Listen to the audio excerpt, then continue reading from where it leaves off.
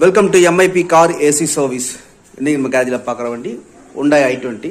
இந்த வண்டி நம்ம கஸ்டமர் ரெஃபரன்ஸில் கொண்டு வந்தாங்க. என்னென்னு செக் பண்ணி பார்த்தோம். கம்ப்ளீட்டாக கேஸ் எல்லாம் ஃபுல்லாக இருந்துச்சு. பட் கஸ்டமரோட கம்ப்ளைண்ட் என்ன பார்த்தீங்கன்னா, ஒரு 15 மினிட்ஸ் கூலிங் வருது, திருப்பி அப்படியே கூலிங் சடனாக ட்ராப் ஆகிடுதுன்னு சொன்னாங்க.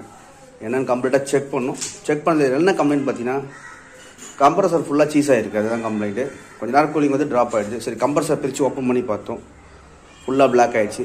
எப்போவுமே வந்து ஏசி ஃபுல்லாக பிளாக் ஆகிடுச்சுன்னா நம்ம கம்ப்ளீட்டாக கிட்டு தான் மாற்றுவோம். கிட்டு மாற்றினா தான் பர்ஃபார்மன்ஸ் நல்லாயிருக்கும்.